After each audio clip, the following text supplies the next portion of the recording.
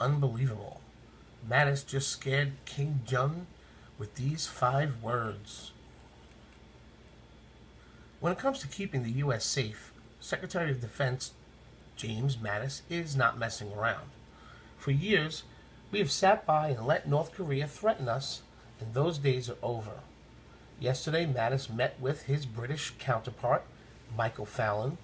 The two were holding a joint press conference when Secretary Mattis dropped this bombshell. North Korea must be stopped, Mattis told his crowd. This is a threat of both rhetoric and growing capability. We are working diplomatically, including with those that might be able to enlist in this effort to keep and get North Korea under control. But right now, it appears to be going in a very reckless manner. That's got to be stopped. This is something that you will not see on the mainstream media because they're trying to hide it. He's not messing around. Mattis' message was loud and clear. Kim Jong-un has one final chance to stop building nukes and threatening us, or we will defeat him for good. Like he said, he's hoping for diplomacy, but not afraid of a good fight if needed.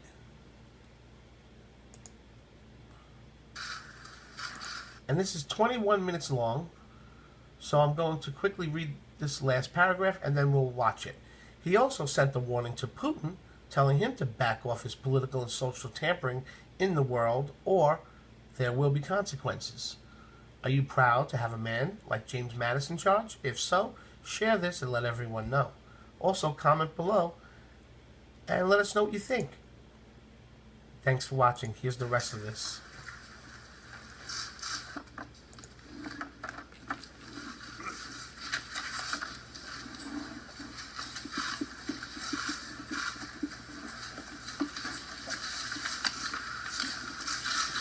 Well, good morning, everybody. It's a pleasure to welcome Secretary Mattis to London, his first visit here since his appointment. We've only been working together for a short time, but I've already come to value his huge experience and expertise and wisdom. Secretary Mattis, you are visiting our capital at a historic moment. 2 days ago, our Prime Minister triggered Article 50, initiating the process by which Britain leaves the European Union.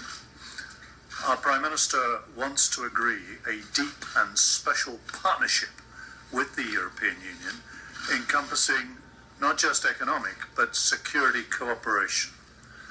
When our security is more fragile than at any time since the end of the Cold War, it is in both our interests to bolster this partnership.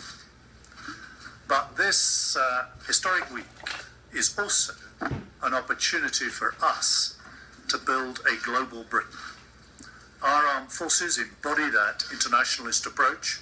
From Afghanistan to South Sudan, our servicemen and women are working with allies and friends to defend the international rules-based system.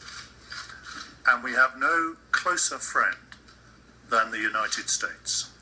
Our relationship endures because it is founded firmly on the values that we share in common.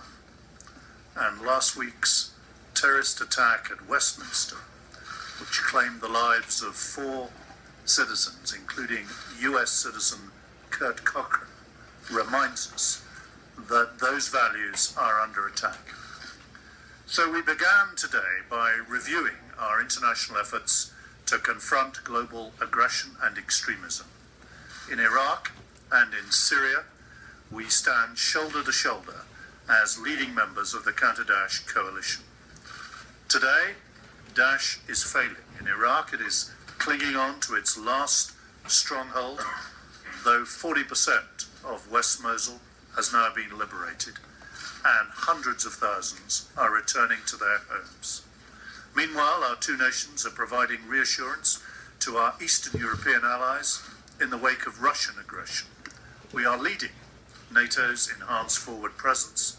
By next week, Britain will have 800 troops in Estonia and 150 personnel in a reconnaissance squadron serving alongside US forces in Poland. In May, we will send 4 RAF Typhoons to Romania as part of NATO's mission to protect the Black Sea skies. This is part of the biggest deployment in Eastern Europe since the end of the Cold War. The second item on our agenda was about making that NATO alliance fitter and faster. Fairer burden sharing is the key here. Only 5 members of NATO meet the 2% target, the US and the UK among them. Our defence budget here in Britain is growing every year and remains the biggest in Europe. But Secretary Mattis and I have agreed that others must now raise their game, and those failing to meet the 2% commitment so far should at least agree to year-on-year real terms increases. And increased burden sharing is not on its own enough. We've also agreed that NATO must modernise and streamline its military structures to ensure faster decision-making and take a 360-degree view of all the security threats that face us. NATO has the experience and resources to combat international terror. Finally, Secretary Mattis and I agreed steps for an even more dynamic bilateral relationship. Our collaboration is already as deep as it is broad. Our troops serve together around the world.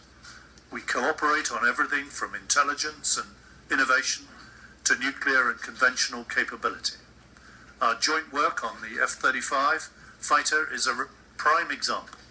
I was immensely proud when the United Kingdom recently won the F-35 maintenance, repair and overhaul contract and was appointed the hub for all European F-35s. But there is more to come to deepen that relationship even further. Today I am announcing a 90 million contract for BAE Systems to support the upkeep of these 5th generation fighters, sustaining hundreds of highly skilled jobs and keeping that great partnership flying high. At the end of this year, we will own 14 F-35 aircraft. And I welcome the continued commitment of the United States to deploying F-35Bs on the first operational deployment of HMS Queen Elizabeth in 2021. Let me say in conclusion that almost exactly 100 years ago, America joined the Allied effort to fight for victory in the Great War. 100 years later, at a time of unprecedented uncertainty, we continue to stand together. Today, we are accelerating our endeavours so that we can continue fighting for freedom side by side, now and far into the future. Secretary Mattis. Well, thank you, Secretary Fallon, for the very warm welcome on this, my first visit to your country as the Secretary of Defense. I have been many times to the United Kingdom, building my respect and affection each visit, and the close cooperation between our two military highlights the special relationship between our countries. It's good to be standing beside you, especially at this time and place, soon after a senseless murder killed citizens of both our countries. The United States and the United Kingdom stand together in good times and bad, united by values that took root here so long ago. I'm grateful for the determination of our two countries to defend those values down through the generations, because we stand here together today to show that our people are worthy successors to those past generations that defended the freedoms we enjoy today. I cannot visit this country without a sense of humility and respect for the UK lives lost since America was attacked in 2001. And I'm speaking about your troops here. We in America acknowledge and deeply respect the UK families that have lost their loved ones and those grievously wounded. On behalf of the American people, I thank the people of this country for being with us to confront our foes. If necessary, we will follow them to the ends of the earth to stop their mayhem. Britain's global leadership role is as needed today as at any time in history. In the words of President Reagan, the essence of our special relationship is a special concern for democracy and for liberty, and that includes the responsibility to pass those freedoms intact to the next generation. We see each other on an equal footing in our assessments of the security challenges and in crafting our partnerships way ahead. Because our two nations are bulwarks against the maniacs who think that by hurting us, they can scare us. But they do not understand, and we don't scare. To paraphrase one of your former wartime leaders, as descendants of Alamein and Normandy, of Iwo Jima and 100 other tyrant challenges, our people are not made of cotton candy. The special relationship between our countries is not an historic artifact. It is instead a source of strength today for our two nations committed to standing together in defense of our freedoms. And it is demonstrated daily in our military-to-military interactions, such as you noted, Sir Michael, and across a host of domains, never taking the special relationship for granted at any time.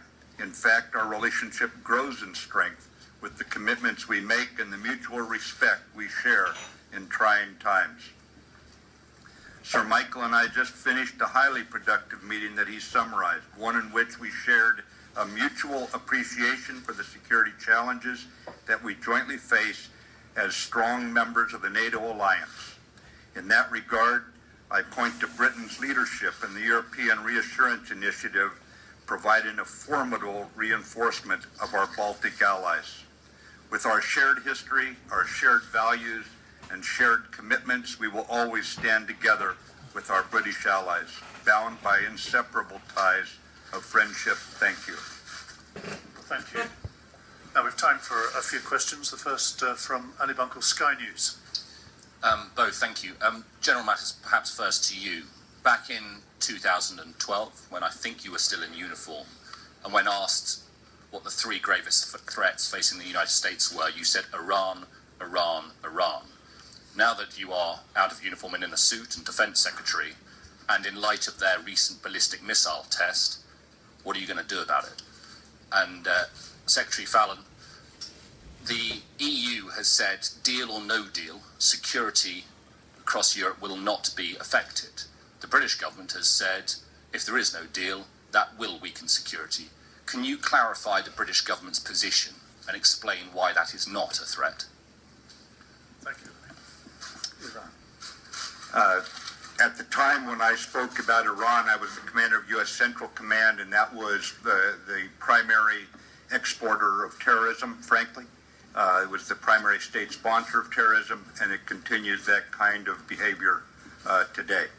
But in the larger scheme of things, obviously, in a global situation that's dynamic, you've highlighted appropriately, I think, the North Korean threat. This is a threat of both rhetoric and growing capability, and we will be working with the international community to address this. We are doing so right now. We're working through the United Nations. We're working with our allies, and we are working diplomatically, including with those that we might be able to enlist in this effort to get North Korea under control. But right now, it appears to be going in a very reckless manner in what its conduct is portraying for the future, and that's got to be stopped. Thank you. So far as the European Union is concerned, we benefit at the moment here, and Europe benefits from the cooperation between our police forces, our intelligence and security services, and from the judicial arrangements that allow us to have criminals that we want to have tried here returned to us. We benefit from those arrangements, and we want to see that cooperation continue. If there is no deal on that, then we are all weakened. We are weaker here, and Europe is weaker, because that is a joint effort to tackle organised crime and to combat terrorism. What we're seeking in these negotiations is a deep and special partnership with the remaining European Union on both economic issues and on security. Now, let's take an American question. Bob Burns. Right here. Good. Oh, sorry. Thank you. Question for both of you, if I may. Secretary Mattis, in recent days, General Scaparrotti spoke of his concerns about Russian threats to your European allies and the need for the United States to increase its military presence on a permanent basis, not just rotational, but permanent. I'm wondering, although decisions may not have been made about this sort of thing, as a general matter, do you think that it's time for the U.S. to increase its permanent military presence footprint in Europe? And also, may I ask both of you a question about the alleged Russian violation of the INF Treaty?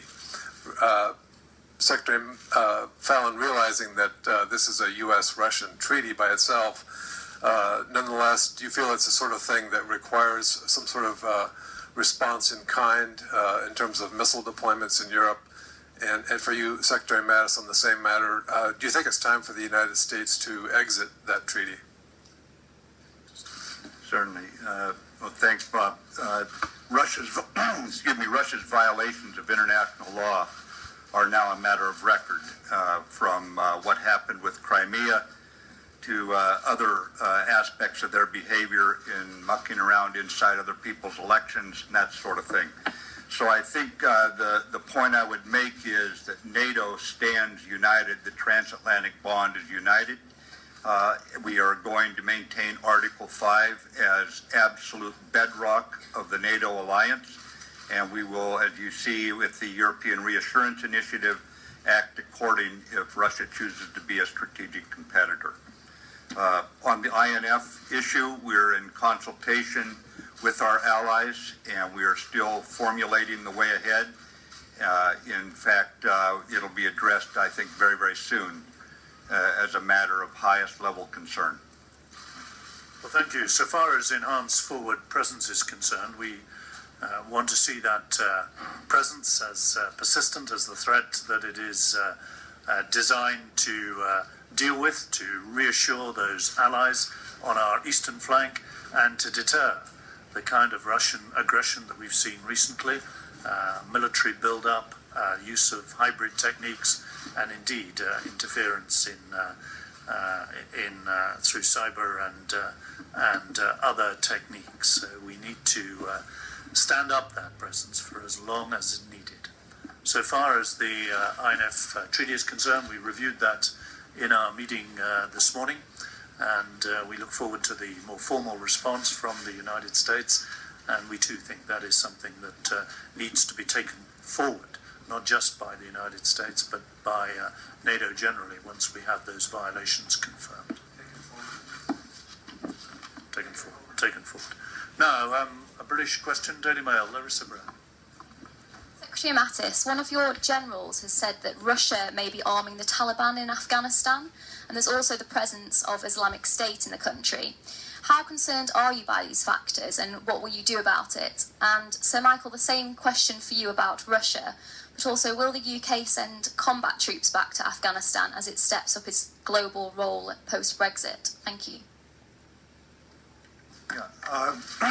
We have seen Russian activity vis-a-vis the Taliban. I'm not willing to say at this point if that is manifested into weapons and that sort of thing, but certainly what they're up to there in light of their other activities gives us concern.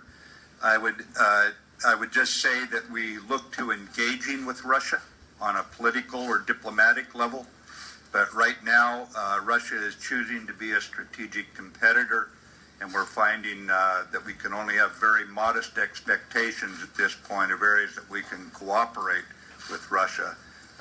Contrary to how we were just 10 years ago, 5 years ago, it's no longer a cooperative engagement with them. Right now, it's when we're going to have to carve out diplomatically some kind of maneuver room here, assuming Russia can change its behavior and act in accordance with international norms and international law.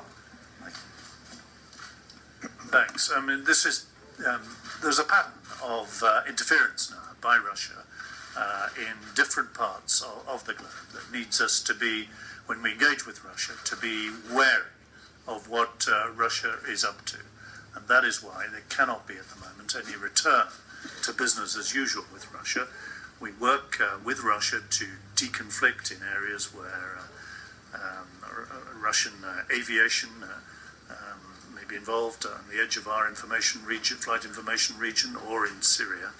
And we engage with Russia in discussions about parts of the world where Russia has great influence. But otherwise, we need to be extremely watchful now of this persistent pattern of Russian interference. I'm sorry, you had a second part to your question. The combat troops in Afghanistan. No, we're not committing combat troops back in Afghanistan. We last year increased our presence in Afghanistan, and we continue to wait for advice on the continuation of Resolute support for 2018. As you know, we are helping staff the Officer Academy, we assist on counter-terrorism, and we are engaged in supplying the bulk of the Kabul protection force, but we're not planning to return to combat in Afghanistan. Now, final question, please, from Reuters, Phil Stewart. Phil is here. Thank you. Just to follow up on that last question on Afghanistan, we already know that General Nicholson and General Votel both support more forces in Afghanistan. Secretary Mattis, would you support more forces? And then on Syria, to both of you, the previous longstanding policy has been in Syria that President Assad must go. Could you please both bring us up to date? Is that still the policy? And if it has changed in any way, is there concerns that what is going on right now as far as the Islamic State fight could ultimately benefit Assad should he be around for the long term? Thank you. On the question about the more forces for Afghanistan, the suggestion and recommendations coming into us from the NATO commander in the field have been received, and we are reviewing those right now. Our chairman of the Joint Chiefs is reviewing them. Obviously, in light of our relationship with the UK, we always engage with them on issues like this simply because we consider them an equal partner. Their advice is always solicited. It doesn't come down to the number of troops in the field, so we'll be working with our allies on that issue. We have not made a decision yet. I've not put a recommendation forward to our president at this time. And I would say on the Assad issue, we're working this one day at a time as we throw Daesh onto the back foot.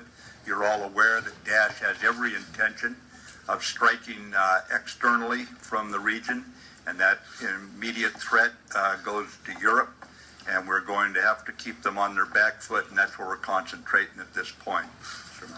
Well, thank you. The priority, of course, as Jim Mattis has said, is to eliminate the threat from Daesh to us here in Western Europe, which is why it's so important the campaign to isolate and then liberate Raqqa continues its momentum.